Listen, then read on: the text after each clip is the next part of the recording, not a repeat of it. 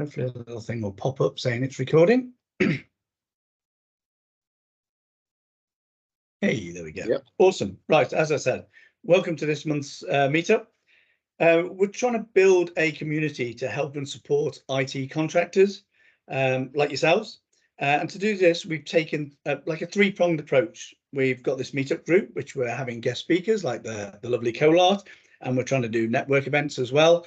In terms of speakers, we're really asking you guys what you'd like to hear about, and then I can go out and source the speaker. So please let me know. Otherwise, you get people I think you want to hear, Tom, and that might not be what you want. We've also got Resourcefully, who is the sponsor. They are there to connect organizations to IT contractors directly. They're to support the IT contractors in their careers. And we're doing that with a little bit of market analytics and insights, which we're looking to share. And we've also got our Resourcefully privileges. Now, the privileges is where we're partnering with other organizations or people to provide some discounts to IT contractors who are in the Resourcefully community. So at the moment, we've got a discounted accountancy firm. We've got some discounted training from a number of different training providers. And soon, just going through the paperwork now, is some discounted insurance. So indemnity insurance, etc. And it's all absolutely free. So IT contractors, register on Resourcefully. Hopefully people will contact you directly, but if nothing else, you should have some of those sort of things free. And we've also used LinkedIn as our third prong, which leads me nicely into our guest, which is Colart Miles, which it seems like a lot of you already know. He's clearly drawn a bit of a crowd, so I think he's probably beaten me for the previous ones and other speakers.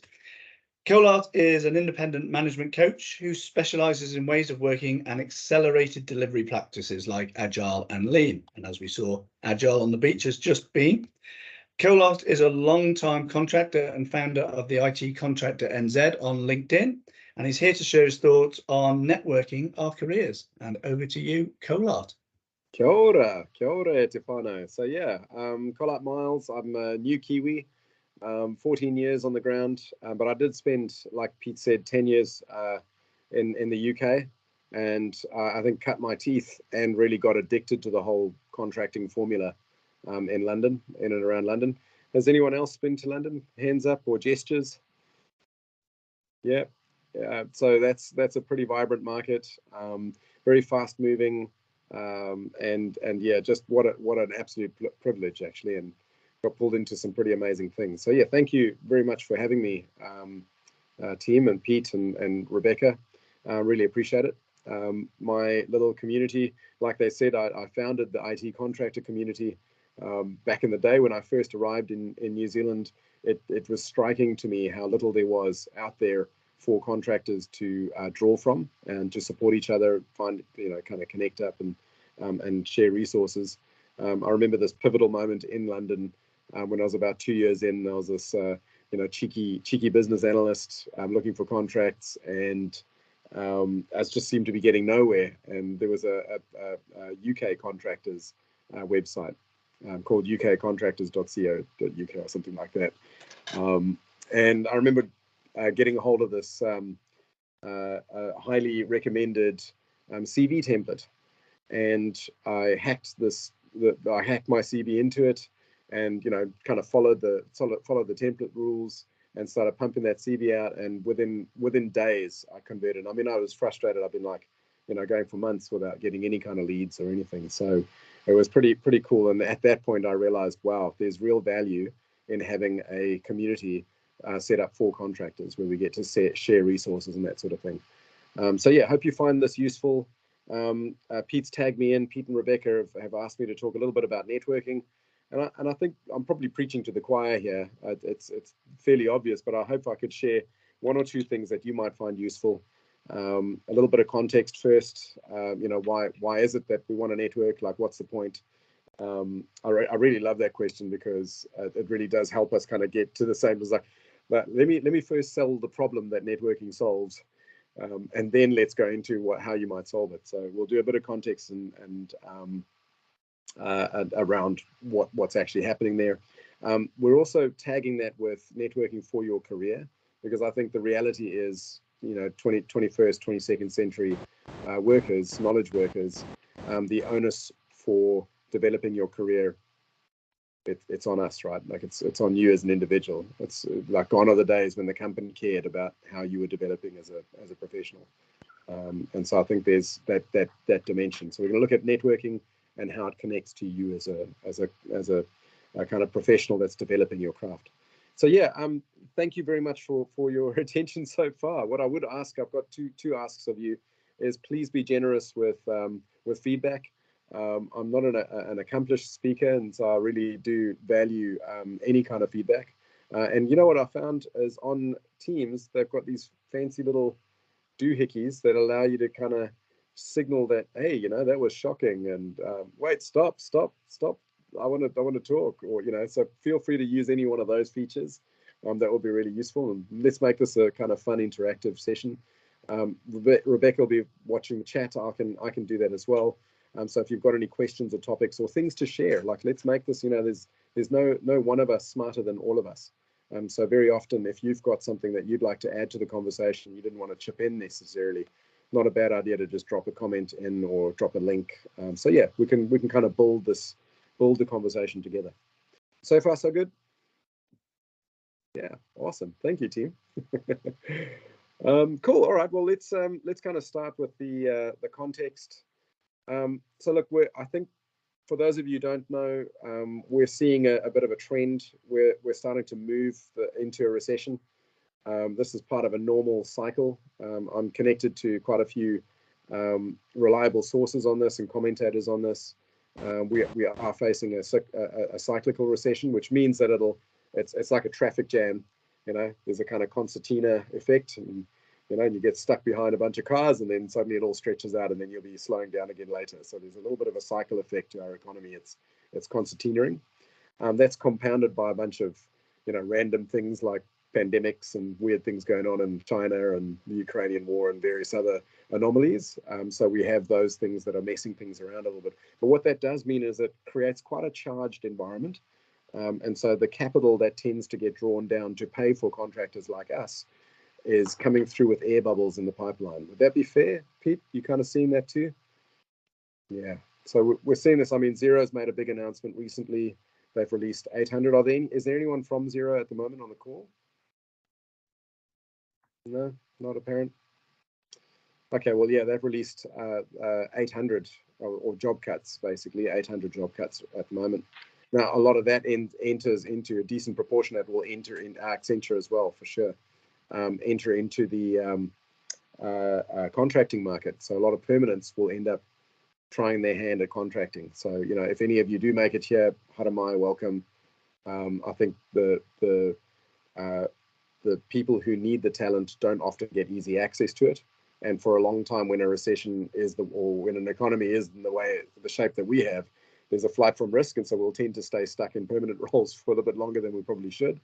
And very often that means actually, sometimes it's a good way for talent to move around. So contracting tends to follow a similar kind of cycle. We call it the feast and famine. Yeah? And so when you're in a contract, it feels like feast. And very often, if you're not careful about your contracting pipeline, you're not marketing ahead or you're networking ahead, you can end up with gaps to your next thing. Hey, Silke, did you have your hand up?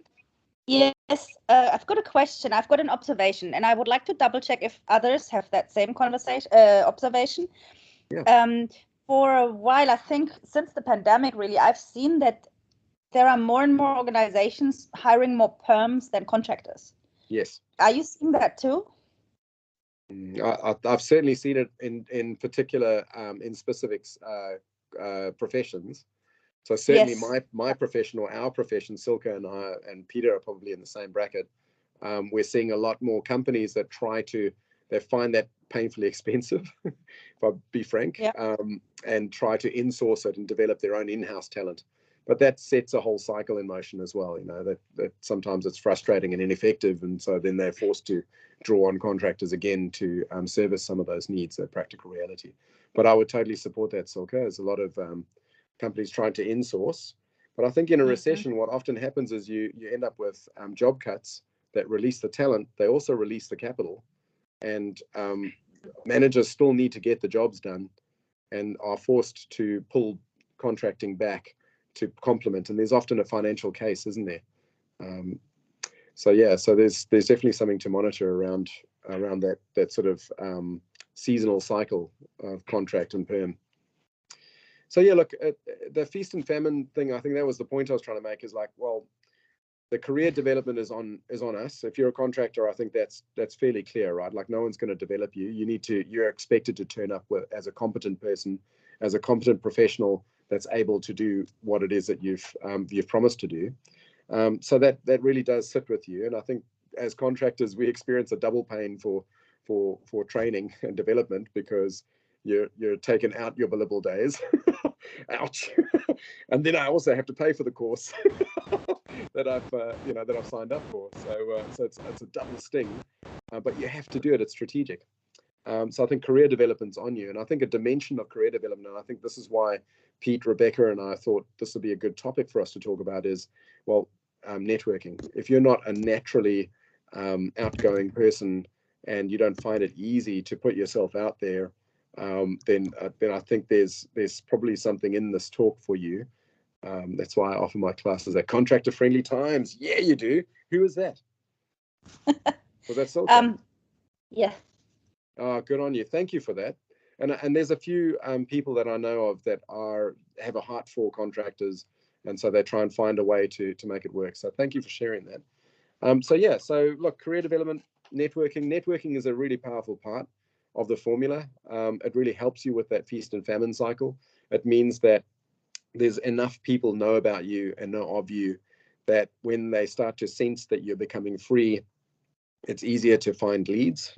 So why build a network? Well, you've got to maintain, in other circles we'd call it deal flow, right? You've got to have a few leads warm for every contract that you've got, and the only way you get a lead warm is by contact in a lot of ways. So maintaining deal flow is a big reason why we network in the contractor sphere.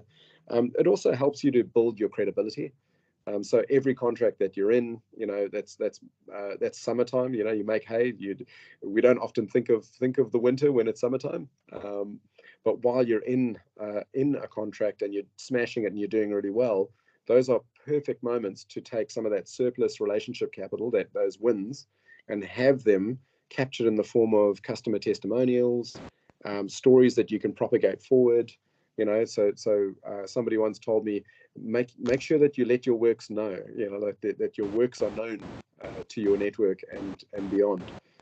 So the reason why we network is build your credibility, and I think that it helps you to build your value proposition. It makes you more expensive.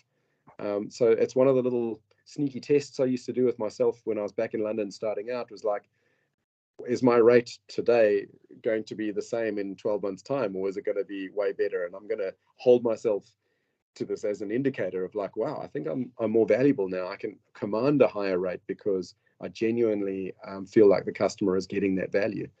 But the only way I can do that is by making myself more expensive. In other words, making myself more valuable. That means building competence. And that's probably one of the biggest problems that buyers of contracting services, is they often confuse confidence with competence. That was just something that I use as an indicator, is like, well, actually, has my rate gone anywhere? And that's just a symptom of maybe something else that's going on.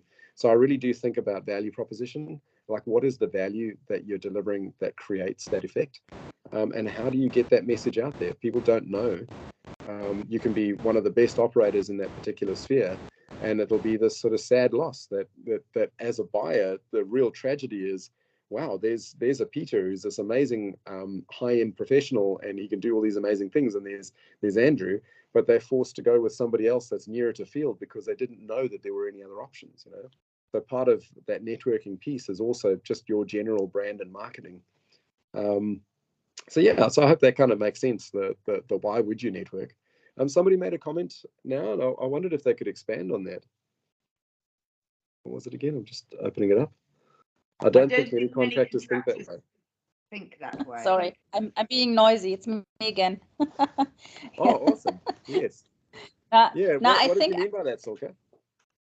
It's an observation also I have, and I might be wrong, but I really see. So I'm wondering, as a contractor, you're being paid more, so you should also bring something more to the table.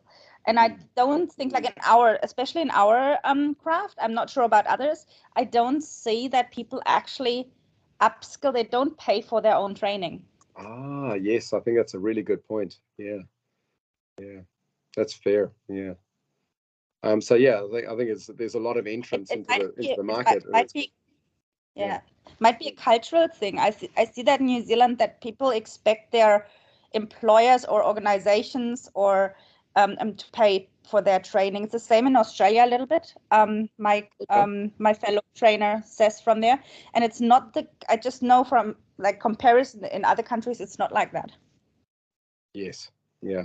I think that creates a very confusing marketplace, especially for buyers. Like if I needed to get somebody that was skilled and that I would need to pull into a particular situation, I think it makes it really difficult for them to understand what a good quality skill set is. So yeah, that's really interesting. Yeah. Well, yeah. So look, those are kind of three reasons I've got for keeping an eye on my networking. That and so I wondered if it's worth, I guess, unpacking the word networking and just getting ourselves into that. Like, what do we actually mean by that? So to me, networking is exactly that: building a network. So that means attending events, being a being a speaker at events, trying to get your profile out there, make yourself known as much as you can. Networking also means connecting people together. So sometimes I might find out that Andrew's on the lookout for something like a Silka, but I know they don't know each other, and so I might connect them. And so that's a form of networking. It's one of my favorite kinds because they're often where you can add the most value. I can explain to Silka why I'm introducing her to Andrew, for instance, and then and I can help Andrew find a way forward. And in that way, we often get more out of it than the sum of its parts, if that makes sense. So just the act of networking to me means building up, I guess, a group of people, a social graph of people that know you. And the career development aspect out of that means, networks can be part of your sanity system. Like Silka is being really generous and interacting with me. That's actually helping me regulate this talk now. So it means I can with that sort of feedback, I can sharpen up my messaging and dig in the right spots. So it makes me actually more valuable. So I think your network can play a role in that and help you to cover your blind spots. And professionally, from a development point of view, that's invaluable, because very often we are almost mercenaries inside companies. So you're not often, that's one of the benefits, you're not caught up in the politics of an organization. As a permanent employee, you're not caught in the power structure. So you're often given the sort of benefit of being relatively impartial. But at the same time, the downside of that means there's no one's going to tap you on the shoulder and cover your blind spots and give you direct feedback. And that's a tricky bit. Everyone's smiling, like the ones that know, right? That often bad news gets back to you once it's been around the houses a few times, right? You're like, oh man, if you'd have just told me, or no thanks, we're not going to extend your contract. And we're like, you have no idea why. So I think that could be quite powerful. Networking also means when you're in with your client, building up enough relationships and rapport that allow feedback to come back to you really quickly. So if you do make a mistake, which we all do, we're human, you can correct for it very quickly. I hope that makes sense. So yeah, networking, career. I don't know what that means for anyone at the moment. I'm nearing 50. and I still don't feel like a grown-up. I still don't know what I want to be when I grow up. Silka and I hung out at this conference recently, and I just sat there marveling at these amazing people, and I'm watching the new generations of coaches come in, like Peter and various others, coming into that sort of agile coaching space and scrum mastering space, and I'm just in awe of it all. But it also means I have no idea where I fit into the world. I still don't feel like I have a connection. So contracting has always been massively convenient for me because I've got a lot more flexibility and adaptability in the way that I show up. So I can still be me and a value proposition, but I can also really step into what is it that the client actually needs, like what are they really asking for, and I can, you know, calibrate to that. So yeah. Oh, strategies. I guess this is probably 101 stuff for a lot of you, but for those of you who haven't actually taken the time, you know, I haven't heard from Makash or Paul, but you know, 4 things that I would recommend before you kind of really throw yourself out there is set your intentions first. Like set your career intentions, set some professional. They can be inaccurate, they can be rough and ready, and no one's going to hold you to those. You are, but they really just give you enough to keep your bearings when you get into the mosh pit, right? So when you're out there networking, or when you're out there looking for contracts and really getting into it, it's really good to have at least some point on the horizon that you're aiming for. Like, I want to be a better this or a that. So set some professional intentions, I think, was my pro tip number 1, strategy number 1. You know, what do they say? If you what was that oh, it'll come back to me as a saying that connects to that. It's like, if you don't have a destination, how's it go? If you don't have a destination, anyone will do. It doesn't matter where you're pointing, doesn't matter where you go. So you'll meander around. So it's good to have an intention. Number 2, I'd say, is build yourself a bit of a profile. So think about how you're presented in the world. So how do you want to be presented? I mean, LinkedIn is like probably one of the most important areas at the moment, just the way the landscape is and the way the economy works. How are you presented on LinkedIn? It's actually worth investing in that as a bit of an asset. So get some professional advice if you can. I mean, Rebecca has given me some pro tips recently that are just like, it blew my mind, like such a simple little thing, and it just went completely nuts. So, you know, it's worth paying attention to some of the things that are available through LinkedIn. So get your value proposition and your profile cleaned up in your own mind. It doesn't have to be a fantastic value proposition, you know, 3 bullet points. Here's what's part of the promise. If you work with a Silka, this is what you're going to get. You're going to get honesty. You're going to get wisdom. You're going to get access to all of these amazing recipes that are proven to work. You know, and so there's what's the value proposition behind what you got, and that just arms you. You know, it's not something that you go wear on your sleeve and shout at people every time you meet. It's more, it just gives you a little center to operate from. So when you meet someone like Pete Savage or Rebecca at the next conference and whatnot, and Pete says, well, you know, so tell me more about yourself. You can weave some of those value propositions in. Yeah, well, I work with these clients, and they especially appreciate that I am quite a, you know, I'm quite a good, I'm quite honest and direct, and that's often served me really well. It comes from a place of caring, but I am very direct, and people really appreciate that. So you know, have your value proposition and know how to weave it into your conversations. Think about your channels and events. You know, fish where there are fish. So, you know, if you're looking for contracts, think about the buyer and the audience that you might need to connect with. And go and find out where they are and connect with them. The number of so I host a lot of meetup groups in lots of different communities and spaces, and it's always striking to me sometimes that I'd be in a place, let's say for project managers, and everyone's looking for a project management job. I'm like, well, you're probably in the wrong room, you know, because everyone else is going to be looking for a project management job too. And but who would be hiring project managers right now, you know? And so, well, where would they be? And what are the kind of problems that they're dealing with? And so, you know, if you can connect with and think about how someone like that might get access to your profile or see you, that becomes quite powerful. I think that the 4th category for me would be strategic relationships, I want to say. You know, Pete, you and I had an example of that not too long ago. You know, I think carefully about who Pete is and what he's trying to achieve and his way forward. And I think carefully about the kind of people I have in my network that might actually benefit from really knowing Pete. And I will then, you know, broach that topic with Pete. I'll be like, hey, Pete, you know, do you think it'll be worth your while meeting someone like this? I don't know if anything will ever come of it, but I'm thinking, I'm sending signals to Pete that I've got my eye on him, and that's a strategic relationship, meaning that's a relationship I want to invest in.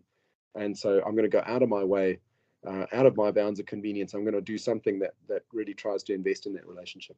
And so I think about somebody else in my network that actually would really benefit from getting that perspective, and I might arrange a coffee for them, or in our case, Peter was beers on Shortland Street. And you bring those people together. Now, if something comes of that, awesome. If nothing comes of that, that's okay as well. They've met each other, they've had a touch point. Now, maybe that touch point might get activated a year later or 2 years later under different circumstances, and then a third time. But I'll tell you what, third or fourth touch points, and you've got a lot of them, I'm sure, those relationships will be like, yeah, I've met Paul O'Brien now. That's the fourth time. He's actually a good guy. I have this innate sense that, I'm familiar enough with him that he's actually quite a good guy, and so I'd support that, and I'd go out of my way to have a coffee for him, or if I see his name on my list of candidates, I might take a shine to him. So just putting it out there. Sometimes strategic relationships really matter. Is this useful so far? I'm just having a rant, really, a ramble. Okay, cool. And I'm loving the comments that are coming in. I really appreciate that. Thank you. Do you want to pause for questions or comments? Yeah. I was just going to say, Colart, I think I contracted in the UK for quite a long time, and over there they really wanted you to be a limited company, which gave you a slightly different mindset, because you said, I am a company, I'm in a business, and then you thought about strategically where you wanted to go and all that sort of stuff. Whereas a sole trader here, I feel like a bit of I'm just kind of doing a job, it was just a different mindset. Limited company came with a lot of other paperwork and responsibilities, etc. But where you want to go with just touching really on your career direction. Yeah. I've recently downgraded from a limited company to a sole trader, and I was like, well, what am I paying all these fees every year for? But you're right, it does train you into a service-based mindset. It's like, I've got, what's this value proposition? What's the service I'm providing? Where do I actually want to go? How do I make sure I'm really earning that rate, really? So yeah. Sorry, Silke, you're on mute. Yeah, that's exactly what I meant before when I said I think contractors should bring something more to the plate than permanents. For the rate they get. You've got to earn the value. Hey, earn that rate. Yeah. Yeah. I'd also I think there's some real reputational though. risks when you don't, right? Like when you take on a contract and you are, you struggle to fulfill it. And I think there's a difference between attitude struggling to fulfill it and competence struggling to. I think competence gaps are okay, because in every situation there's a certain amount of learning about that client, they're learning about you, and so you've got to overcome, and those gaps start to form. But I think, Silke, what I found is sometimes that it's almost like a cynical take, is like sometimes the contractor that isn't engaged, that is a little bit like just taking the paycheck and isn't really invested in generating an awesome outcome. That to me worries me, and it worries me for that person itself, because they become known that way. It's like, oh, okay, yeah, there's somebody who likes cruising, and so they don't often get renewed. But it also that aura kind of filters. It doesn't take long for the community to figure that out, and it's a very small environment in New Zealand. The number of times, and there's even people on the call here, the number of times that I've been called by hirers asking me about people on the quiet, on the down low. It's not supposed to happen, but it really does. It's like, hey, Peter, what do you think of that guy Andrew? And I'll be like, he really likes the color yellow. He's got yellow hoodies. It's a thing we love about him. And then, so that becomes a little data point that forms in their mind. Okay, now I'll weigh that into my decision. So there's a very informal network effect that tends to happen around you when you're applying for contracts and that sort of thing. So just be mindful of that, I'd say. Yeah. I mean, I didn't mean that a contractor needs to be the smartest guy in the room. That's not very that's not right either, So there is we all learn all the time, totally.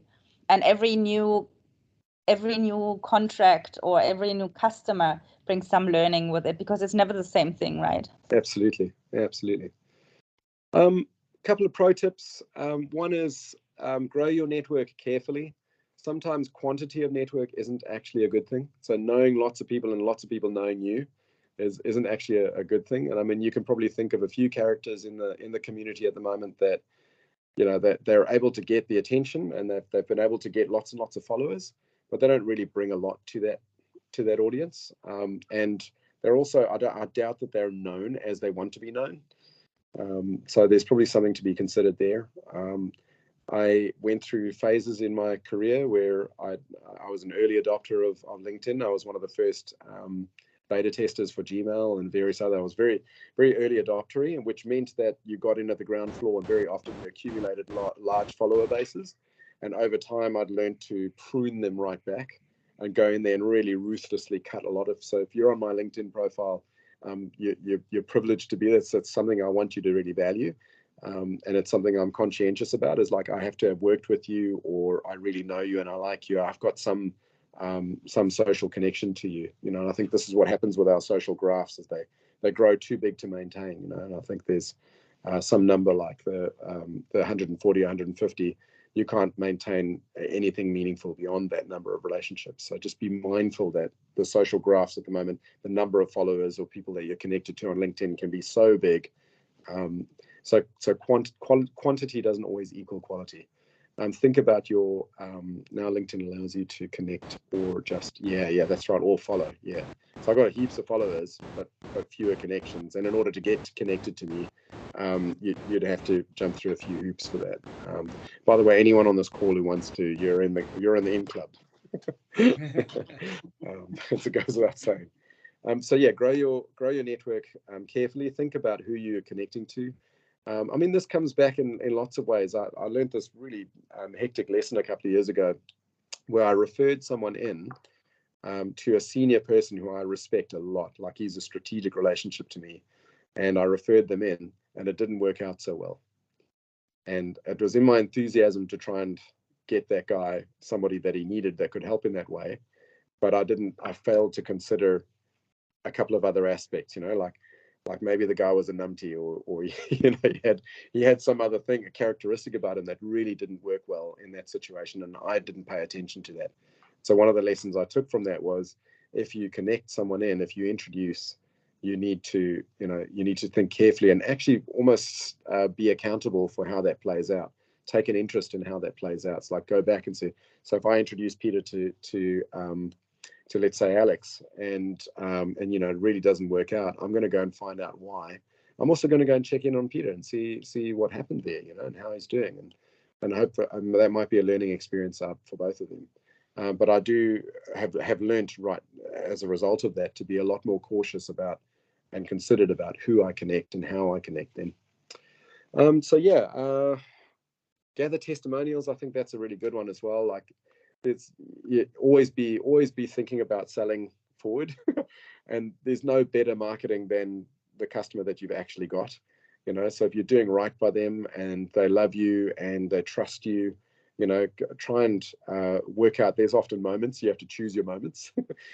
So for good contractors, and Peter, you're laughing. You're like, you tend to catch it on a high. So anytime you score a big win, and people are kind of a little bit hyped up about that, and you've got a certain glow about you, those are great moments to kind of go, hey, listen, would you mind giving me a little reference on LinkedIn?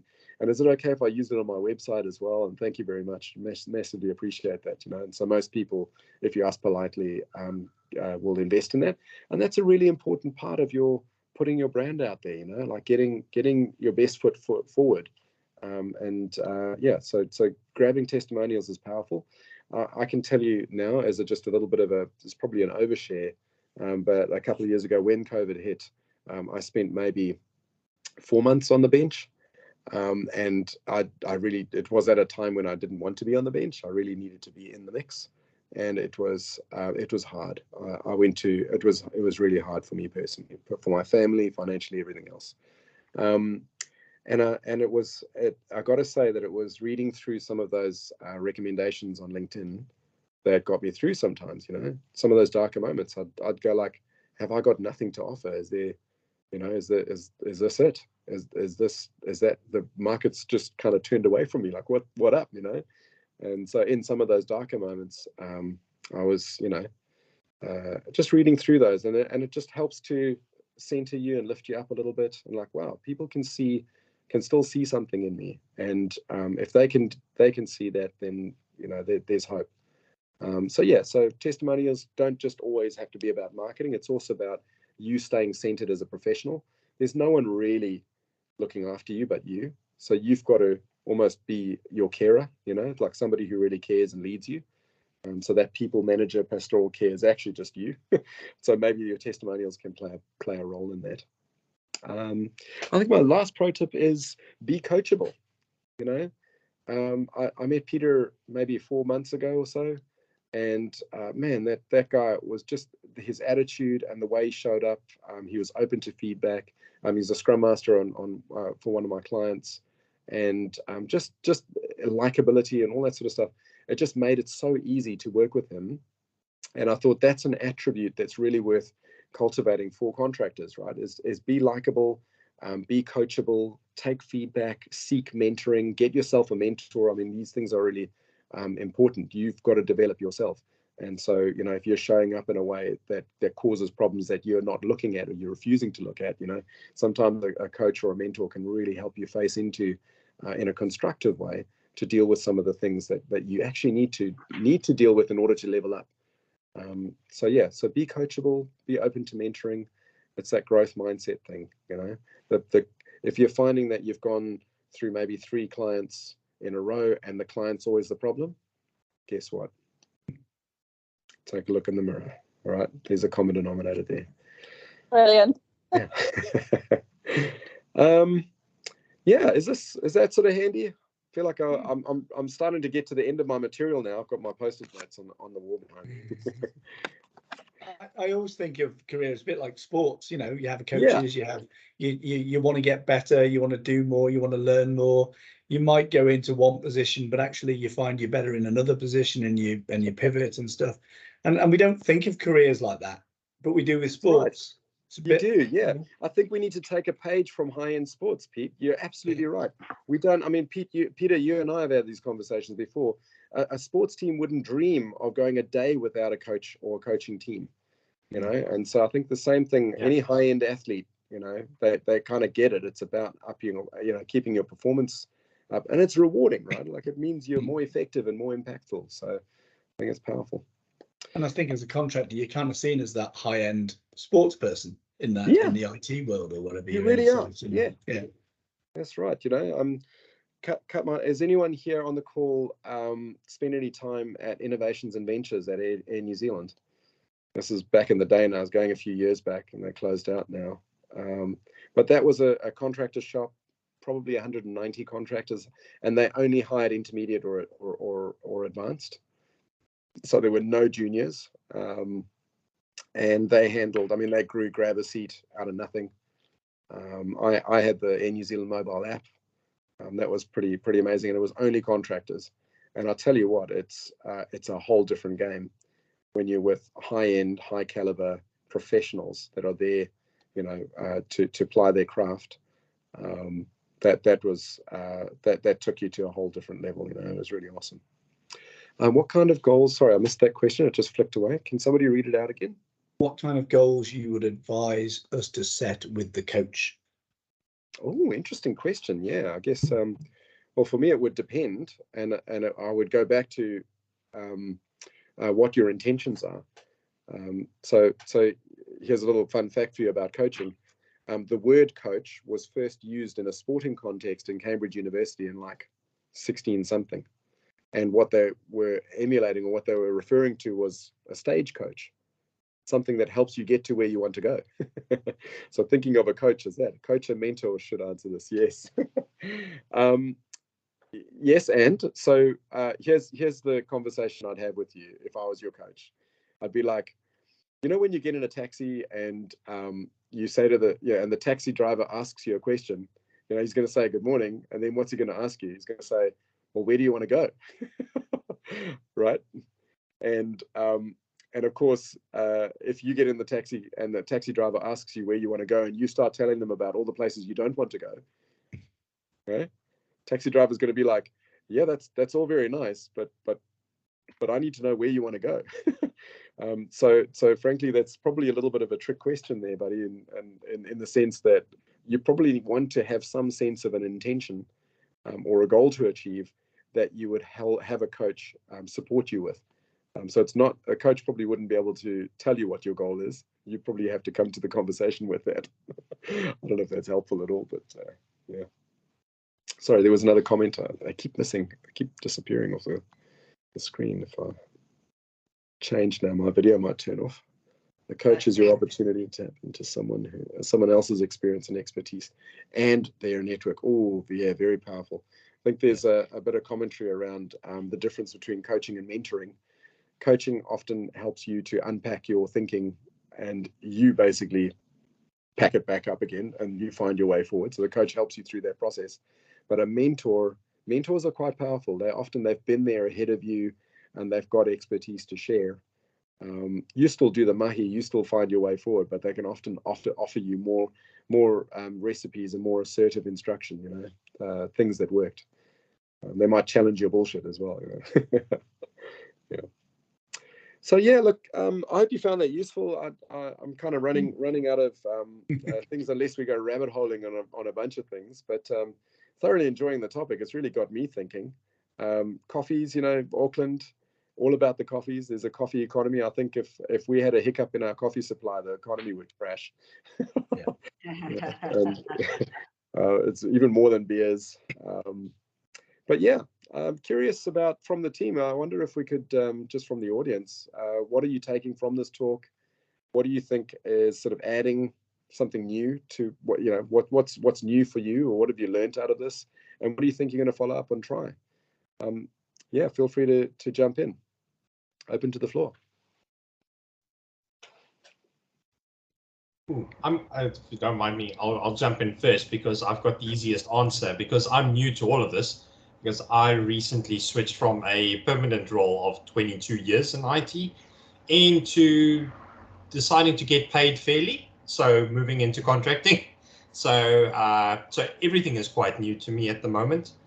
And for my first month, which actually at the end of this week, it'll be my first month being a contractor and delivering the same service that I used to deliver as an employee, even up to the point of paying for my own qualifications and training. I used to pay for that as well. Yep. So for me, moving into contracting has really just upped my earning potential. It's not taken away any benefits or anything like that.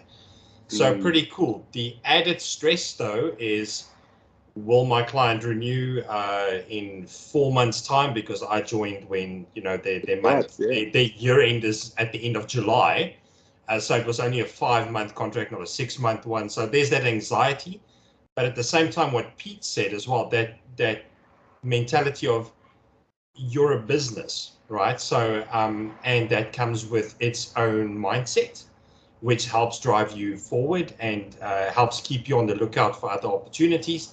But also comes with its own perks that are well worth it. I mean, the tax write-offs for me are really quite attractive. So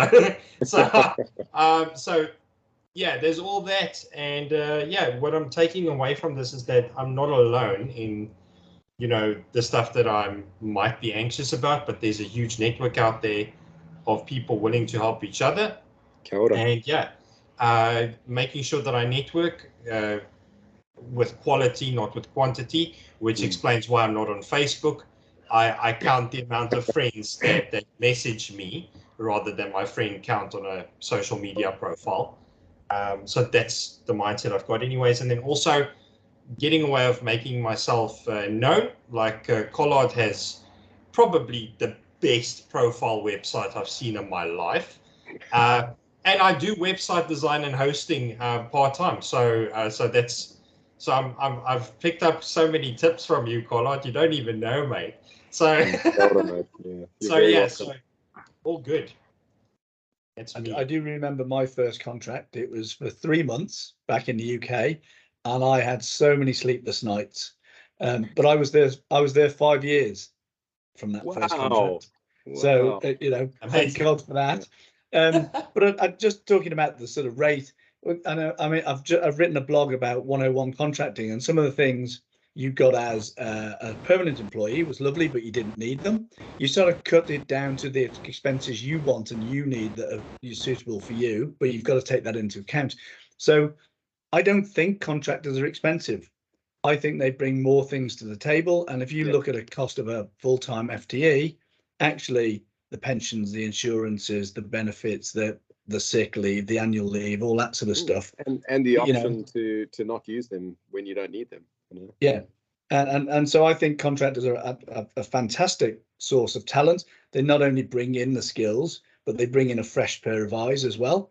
They often leave a lot more than they take, right? So. Yeah, and I've had customers in the past, or clients in the past, whatever you want to call them, that had very, very long time people there for years and years, and very incestuous, and a fresh pair of eyes has really shocked them. I can think of one example in London, which was just dreadful. But yeah, so I think contractors aren't expensive. I don't think we need to think of ourselves as expensive. We're not. We're value for money, and we've got lots of other expenses we need to take care of that they don't. And we're very switching off and honourable. We are. Yeah. So Paul, did you have your hand up a moment ago? Steph had a question. What kind of goals would you advise us to set with the coach? Yes, yeah, I think we touched on that a little bit earlier. And I think you need to set. I think the thing a coach might be able to help you tease out is a little bit more about what your intentions are, and to help you set a bit of a strategy. But really, that's something that you need to think about before you meet a coach, I would suggest.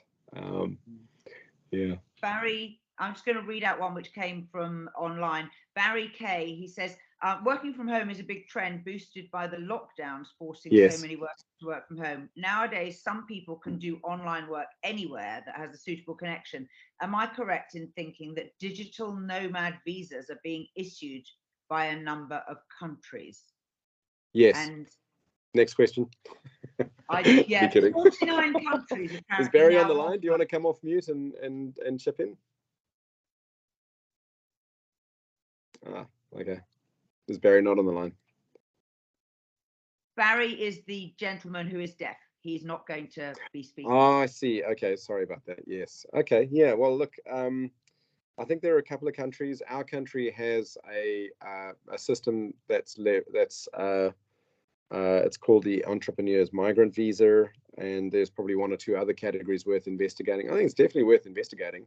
I think the playing field has really changed.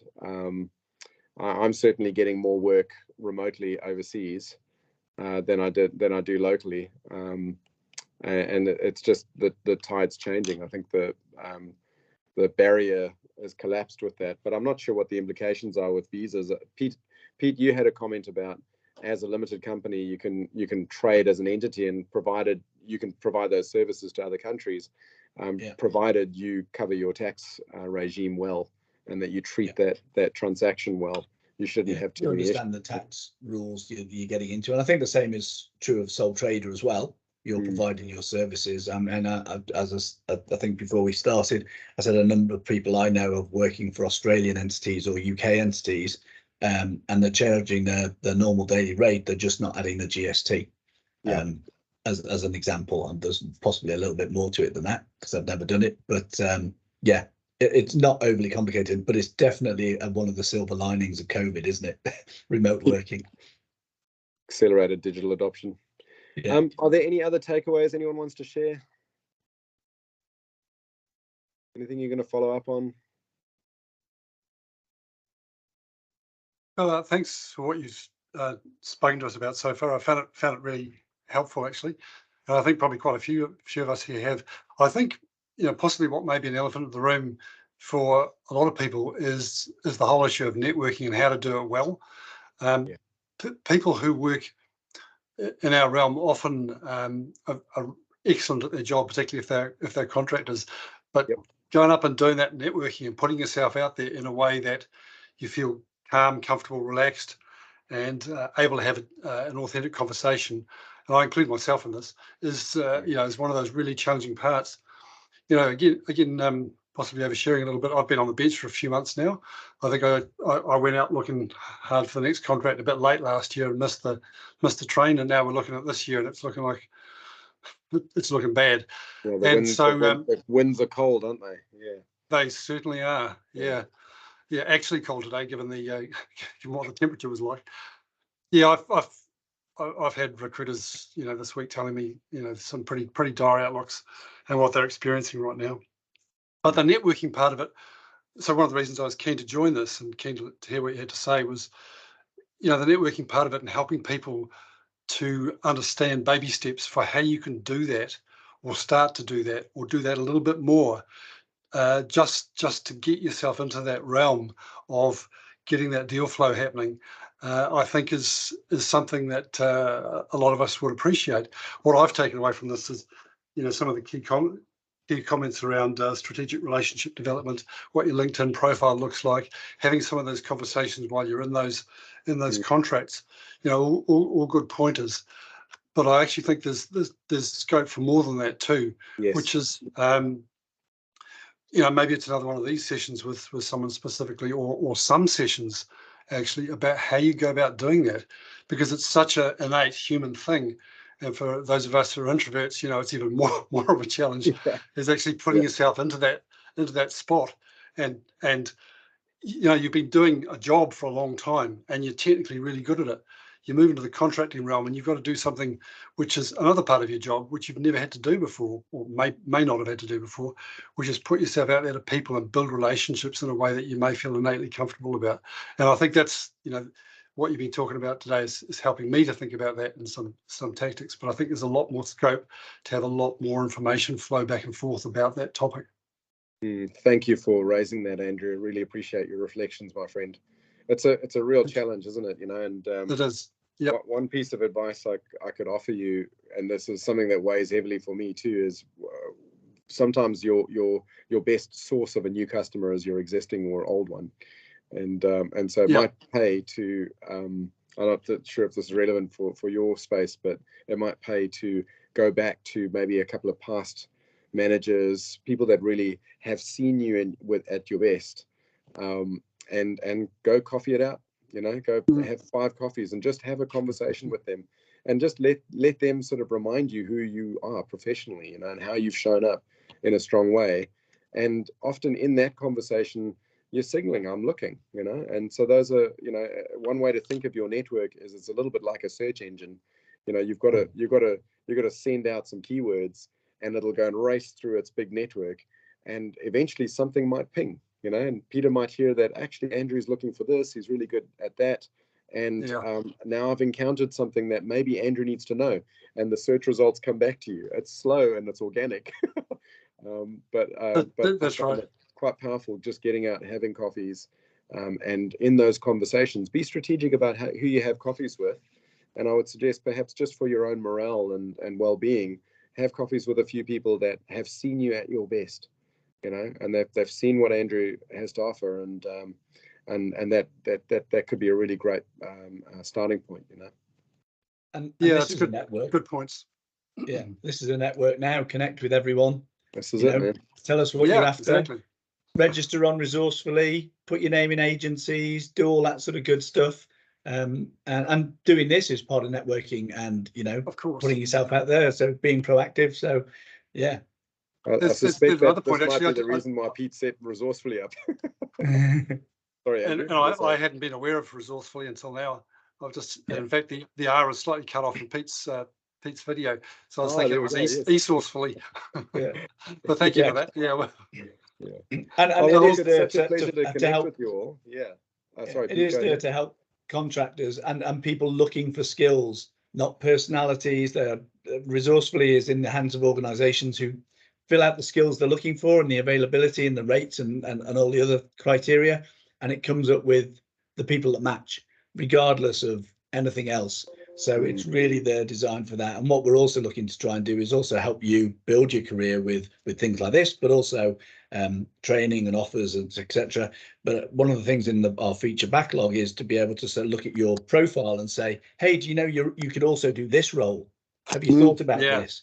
And maybe missing this skill, because everyone who's got those skills that are the same as yours also have this. If you miss that off, that might be a key thing.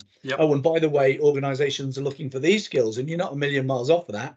So, and those sort of things. That's what we're trying to do eventually. Yeah, I'll check it out. Thanks, Pete. Thank you. Good. Right, folks, I think we're at time. Yeah, thank you so that was much, awesome. Pete, for hosting us, Rebecca for hosting us, and thank you to each and every one of you for joining us, giving your attention and helping the conversation along. I really appreciate it. Fabulous. And we'll put on the Resourcefully blog, so if anyone missed it, they can go and have a look once I get round to it, so don't hold your breath. Brilliant. Thank you, everybody. Thank you. Thanks, Silke. Thanks, Thanks so Peter. much, Everyone. everyone. Bye. Keep down Appreciate all. it. Good luck out there. Yeah.